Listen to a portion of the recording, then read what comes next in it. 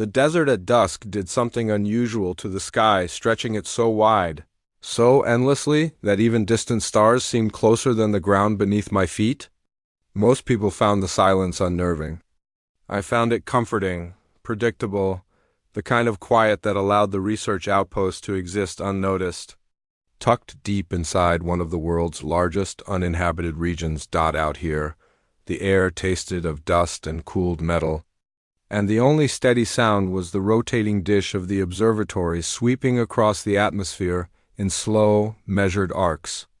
I'd spent years studying natural radio emissions, solar wanes, pulsars, ionospheric anomalies. Nothing exotic? Nothing impossible. But then came the signal. It arrived on a windless evening, when the sand lay still and the horizon glowed faintly blue from the last traces of daylight. I had just finished running diagnostics on the main spectrograph when a soft tone pulsed through the monitors, so gentle I almost mistook it for a calibration ping. The tone repeated exactly 10 seconds later. Then again, pure, precise, almost musical. I leaned closer to the display. The waveform wasn't random noise, and it definitely wasn't natural atmospheric interference. The pattern was too controlled, an arc of harmonics, layered with subtle undercurrents that shifted in a cyclical rhythm. Something was broadcasting. At first, I assumed it was a misaligned satellite sweeping across the sky. But satellites followed predictable paths, and this signal did. It held position, which shouldn't have been possible. The main array system flagged the source. Location immediately, the silent zone, a sector of desert that local maps listed as unmonitored geological reserve. In other words, nothing was supposed to be there.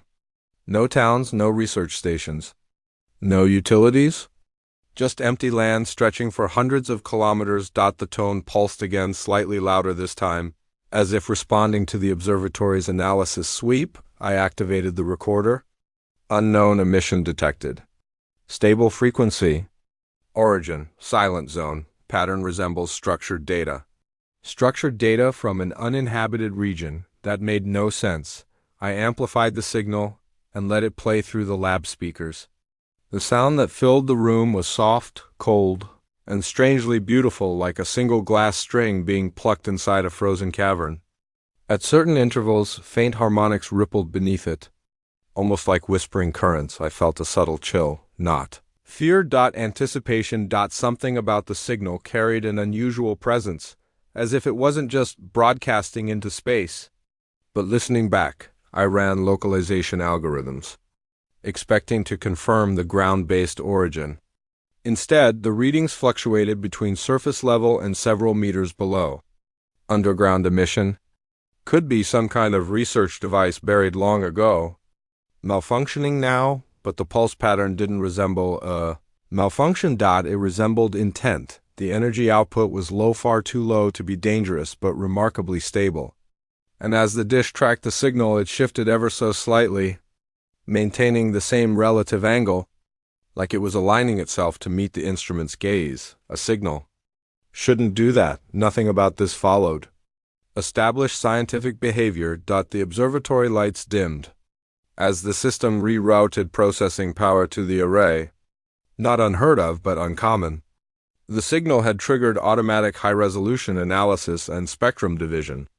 Dark blue graphs scrolled across the screens, breaking apart the harmonics layer by layer. At the bottom of the display, a line of text appeared. Possible encoded structure detected. Encoded structure. In UNICATIO replayed the latest recording segment, slowing it down. The undertones separated into delicate, crystalline patterns like interlocking spirals that formed only when viewed at a specific temporal speed. My pulse quickened. I had never seen harmonic sequencing like this. If I didn't know better, I would have sworn the pattern reacted depending on how I analyzed it, but that was impossible. Signals didn't change their behavior based on observation methods. Unless they were designed to, the room remained silent except for the soft hum of equipment. Outside, the sky darkened, stars forming a glittering lattice above the desert. The outpost's isolation suddenly felt deeper than usual, like the night held its breath. Watching, waiting, I started a deep spectrum translation attempt, though I doubted it would produce anything coherent. Even so, the system churned through combinations, searching for mathematical relationships within the frequency oscillations for several minutes. Nothing unusual occurred. Then, slowly, letters began to appear on the translation panel. Not words yet, just fragments.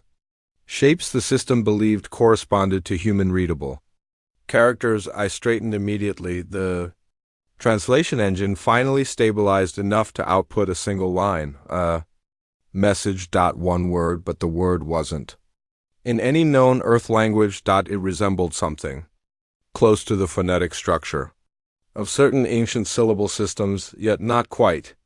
It felt unfamiliar, foreign, but not hostile. I whispered it under my breath. Letting the shape of the word settle into the air, the speakers answered with a faint resonance, a response. A chill traveled down my spine, not from fear, but from the sheer magnitude of what this implied. Somewhere in the silent zone, something had heard me, and it had answered, not loudly, not threateningly, more like an acknowledgement. A gentle echo confirming awareness. I took a careful breath. If you can hear this, emit a double tone. The speakers remained silent for several long seconds. I almost convinced myself it had been coincidence, some artifact of audio feedback. Then the signal emitted two tones, soft, clear, intentional. I sat completely still. The quiet hum of the observatory suddenly felt impossibly loud. 1,000 thoughts collided in my mind, scientific ones, logical ones, implausible ones. Nothing prepared me for the idea that I had just engaged with an intelligent signal originating from the most desolate patch of land on the continent. I initiated an automated scan of the silent zone using the outpost's long-range visual sensors. The feed came in grainy due to distance, but gradually sharpened. Infinite stretches of sand rippled under moonlight. No vehicles. No buildings. No visible structures, but then a faint distortion shimmered near the center of the region. A wavering of the air, almost like heat rising from asphalt, except the temperature readings were cool. The distortion pulsed in perfect sync with the signal. As if the land itself breathed with sound. Something was there, something hidden, something calling before I could run a second pass. The entire monitor array flickered. Not malfunctioning, adjusting. The dish outside reoriented itself without my command, aligning directly toward the shimmering distortion, the signal intensified by a fraction. Not dangerous, just clearer, almost as if it wanted to be found. A soft vibration trembled through the floor, barely noticeable, like the subtlest shift of Earth far below the outpost. I checked seismic readings. No activity. No tremors. No geological explanation. The vibration pulsed again, this time. It matched the same rhythm as the signal. I turned back to the main console, where the translation algorithm now attempted to decode additional sequences. New structures emerged, loops, arcs, repeating clusters. Not random, not chaotic. Every pattern seemed to reference something else, like pieces of a larger design waiting to be assembled. This wasn't a simple call. It was a blueprint or a map. Or something even more complex, something meant to be interpreted, but only by those willing to study it closely. I zoomed in on the distortion again. The shimmering grew sharper, forming an outline, nothing humanoid or frightening, just a luminous veil spread across the ground, pulsing with the same gentle harmonic cycles, a glow, subtle, soft, like a curtain of light waiting to be pulled aside. Curiosity pushed past every lingering doubt. I logged a formal anomaly report, tagging the event as non-hazardous to avoid triggering unnecessary alarms. Then I downloaded all current data to a portable holoslate. If the signal persisted, I'd need to get closer carefully, safely, following established protocol for unknown geological or technological findings. I stepped toward the reinforced door leading outside.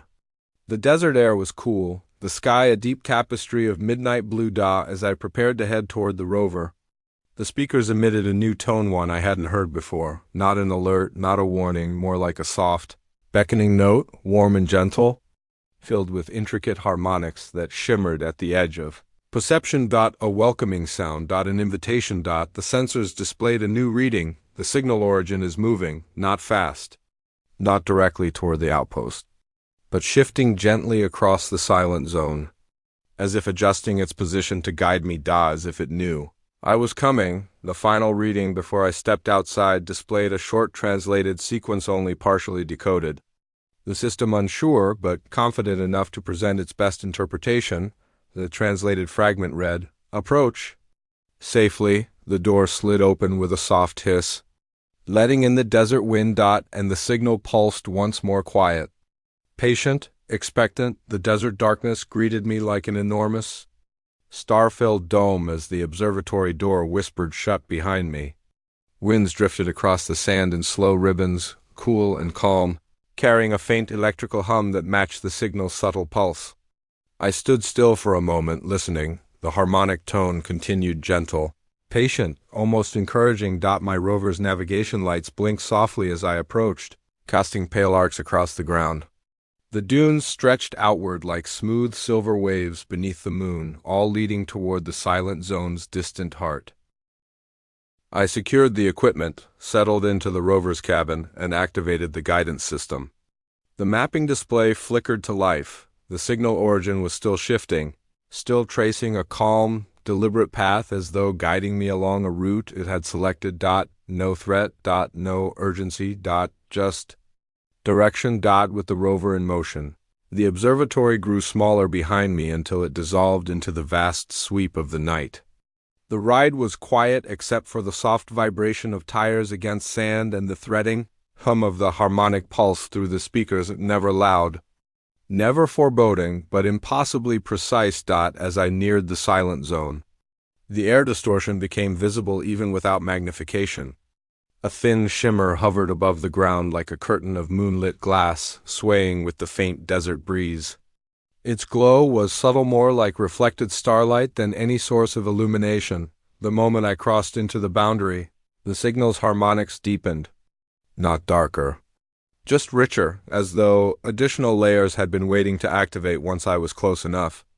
Patterns I had seen only as compressed waveforms now unfurled like long, musical threads. I stopped the rover, stepped out, and felt the ground beneath my boots vibrate with an almost musical softness.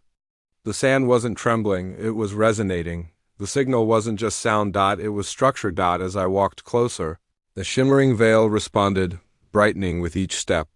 The air felt warmer here, but only slightly, like standing near the entrance of an underground greenhouse. Then, with a sound like the lightest chime on glass, the veil opened. Not dramatically, not shockingly. It parted like a soft ripple in water, revealing the landscape beyond. I stepped through, and the world turned different. The ground beneath my feet was no longer plain desert sand, but a formation of crystalline, grain-still, natural, yet shimmering faintly in geometric patterns.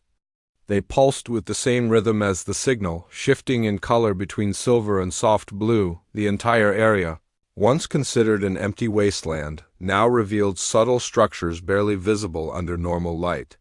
With the veil parted, faint outlines emerged, arcs, spirals, and shallow grooves etched into the ground. Not carved?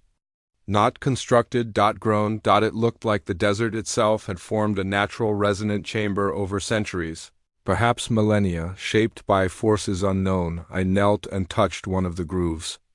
It responded with a tiny chime. The same tone echoed from beneath the surface.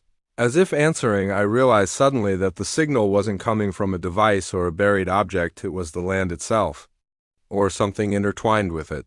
The translation device on the slate flickered again. New symbols formed. The system was beginning to understand. Not danger, not warning, invitation. An invitation from a landscape. An invitation from something that had waited. I stood slowly and followed the central groove, as it curved inward, leading toward the brightest point in the formation. The crystalline sand grew clearer, the patterns more intricate, like musical scores etched directly into the earth.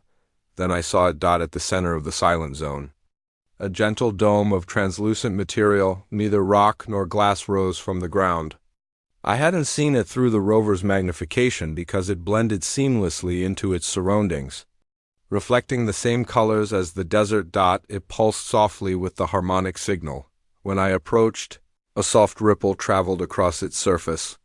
Not a defensive reaction, more like a recognition. I reached out and touched it with the back of my hand. Warm, and the hum deepened into a resonant chorus. The dome slowly became transparent, from the inside outward, revealing something I had never imagined existed so close to the surface of the earth.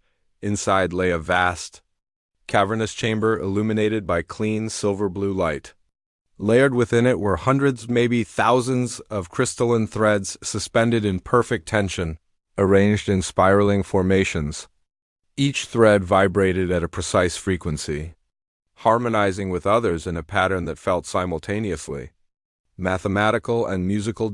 It was a resonance engine. Not a machine, not a structure built by hands, something closer to a natural instrument, an enormous underground symphony chamber shaped by geological forces, or perhaps guided by something older, wiser, and impossibly patient. The dome opened. Not mechanically. Organically. A circular aperture unfolded like the petals of a morning bloom, revealing a smooth path leading downward. The translation slate vibrated softly. Enter. Safely. The message wasn't intrusive. It wasn't a command. It was reassurance. I stepped inside. The air shifted, instantly cool and infused with faint, sweet minerals. The path guided me to a platform overlooking the resonance engine.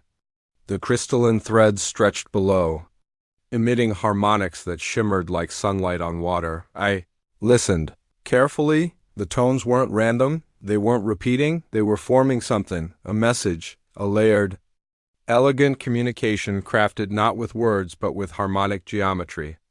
As I watched, certain threads brightened, patterns emerged, and the slate translated rapidly, faster than before, as though the engine itself optimized the structure for comprehension. The translation appeared as text. We were here long before you listened. We are not alive as you understand life. We shaped the chamber for communication, not fear. The harmonic pattern shifted again. The resonance diminished over time. We needed help. Help. The signal wasn't a call for rescue from danger or threat.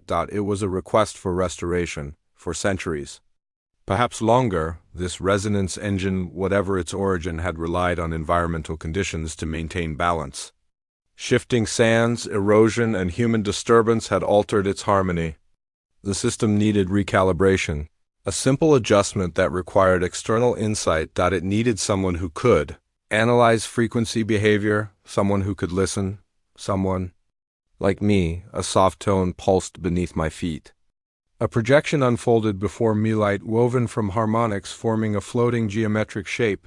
It resembled a complex instrument model, with certain nodes highlighted in blue. The slate translated, correct the imbalance, restore the harmony. We will quiet again. The highlighted nodes matched irregular frequency spikes. I'd recorded earlier the anomalies that puzzled me when I first observed the signal. Understanding dawned slowly. Beautifully. This wasn't a mystery meant to threaten or frighten. It was a puzzle meant to be solved. A gentle, ancient system trying to communicate through the only method it had, resonance. I accessed the portable analyzer and connected it to the observatory's remote tools. Together, they formed a map of the frequency inconsistencies. I compared them to the harmonic projection. One by one, I adjusted the interface. Tiny frequency shifts, subtle recalibrations, gentle harmonic nudges. Each adjustment echoed inside the chamber. Like a soft bell, the crystalline threads responded. With brighter light, patterns aligned. Frequencies stabilized. The chamber's harmonic structure blossomed into full resonance, rich, warm, harmonious. The slate vibrated with a final translation. Balance restored. Gratitude. The chamber's light softened into a calm glow. The dome closed above me, slowly, peacefully, like an eyelid drifting shut after a long night. I stepped back into the desert just as the shimmer in the air dissolved. Leaving nothing but natural terrain behind. The signal faded into silence, not abruptly, not ominously. Peacefully. Like a song reaching its final perfect note. When I returned to the observatory, the sky was beginning to lighten at the horizon. Pale gold seeped over the desert, casting long, quiet shadows. The equipment showed no remaining anomalies. No pulses, no harmonics. Just the usual hum of the atmosphere. The silent zone looked entirely ordinary on the sensors, again empty and unmoving. But I knew what lay beneath. Not a threat, not a secret weapon, not a hidden civilization. Something quieter, simpler, profound, an ancient resonance chamber, harmonic geology shaped into a vast communication instrument. Waiting for a listener, I saved the data, documenting everything carefully but leaving out anything that might encourage disturbance or exploitation. Some mysteries deserve preservation, not investigation. As the sun rose over the desert, I heard one last tone in the wind, so faint I almost believed I imagined it. A single gentle note, a farewell, or perhaps a thank you.